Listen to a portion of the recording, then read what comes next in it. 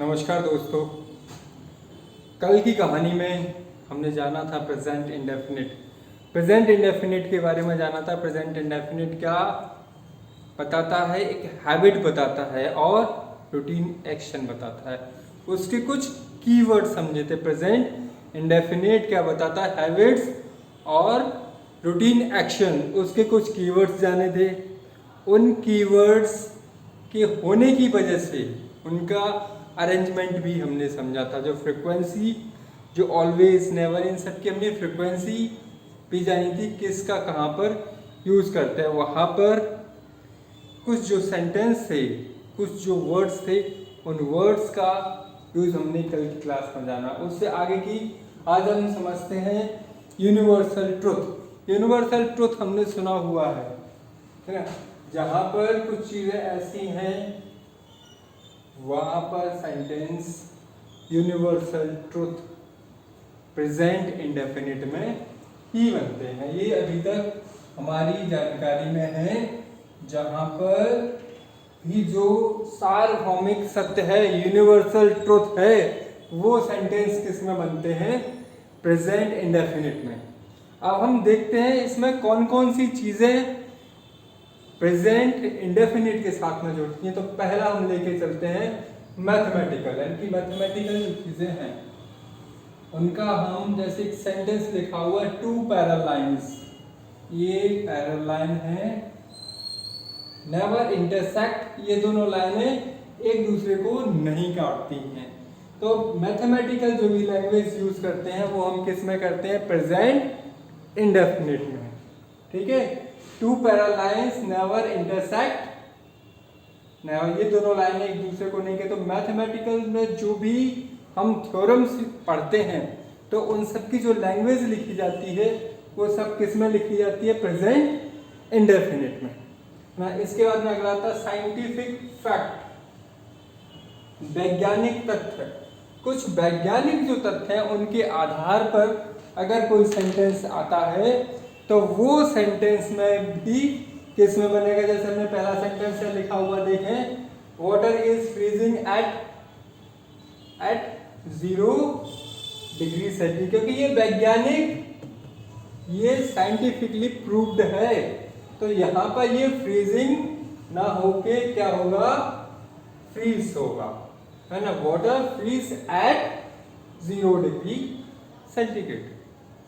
Next, the earth is pulling everything, पृथ्वी सारी अपनी ओर खींचती है। तो ये भी क्या है?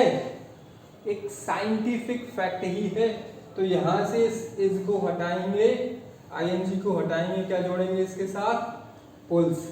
The earth pulls everything, getting me guys? वही ये चीज हमने अपने एक दोस्त को बता दी, है ना। हमने अपने दोस्त को बता दी, पता है क्या कि अर्थ सारी चीजें अपनी, कोई भी चीज ऊपर फेंको और नीचे आती है। तो उसने कहा रुको, और अपनी जेब में से निकाला और सुलगाया और छल्ले बना के उड़ा दिया। बोला बता अब ये क्या है?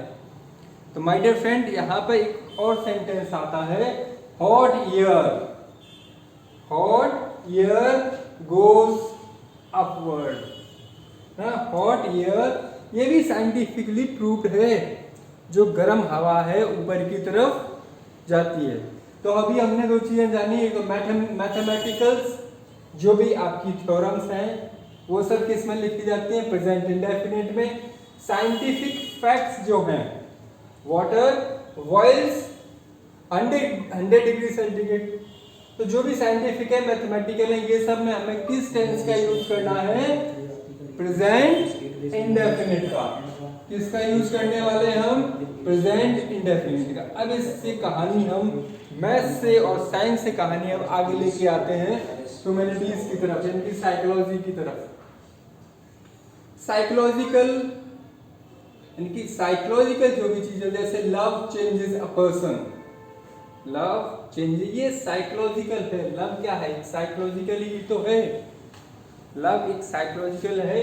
लव चेंजेस अ पर्सन, इस तरह के सेंटेंस भी हम प्रेजेंट इंडेफिनिट में ही यूज करते हैं। तो यहाँ तक की ये कहानी में ये समझा। इसके बाद में 2 सेंटेंस नीचे लिखे हुए हैं, इस सेंटेंस को ध्यान से पढ़िएगा। ये sentence slow study wins the race, ये कहानी आपने पढ़ी होगी। किसकी कहानी है? खरगोश और कछुए की कहानी। यहाँ पर slow study wins the race, time and time never comes again. My dear friend, ये क्या है? ये कहावतें हैं। जब भी कोई कहावत कही जाती है तो वहां पर भी हम प्रेजेंट इंडेफिनिट का ही यूज करते हैं।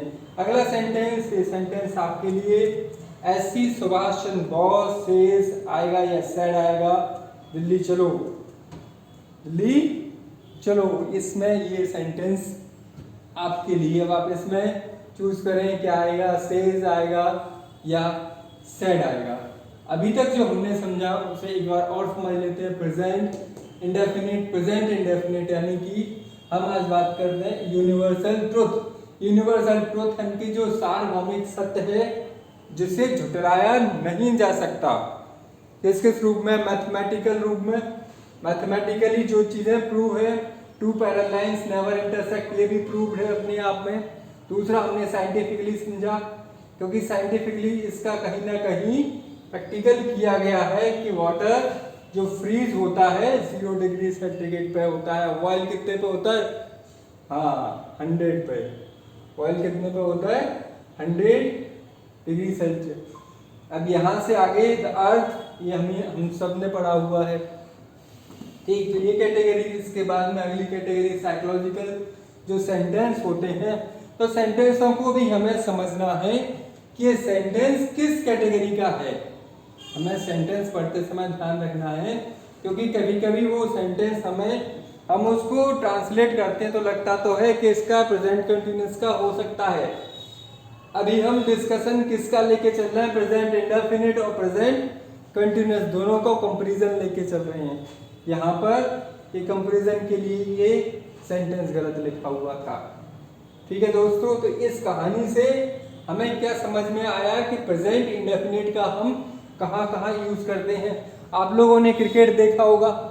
क्रिकेट की जो कमेंट्री है, न्यूज़पेपर की हेडलाइंस है, ये सभी प्रेजेंट इंडेफिनिट में लिखी जाती हैं ना। ये सभी प्रेजेंट इंडेफिनिट में लिखी जाती हैं। आज तक इतना ही। अभी देखिएगा इससे, और कोई सेंटेंस आपको ऐसे लगते हैं डाउटफुल सेंटेंस, तो आप मुझे भेज सकते हैं इस चैनल पे, इंग्लिश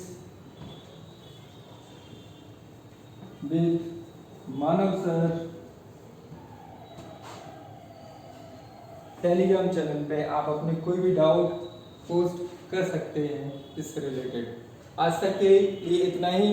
मिलते हैं अगली क्लास में, तब तक के लिए धन्यवाद।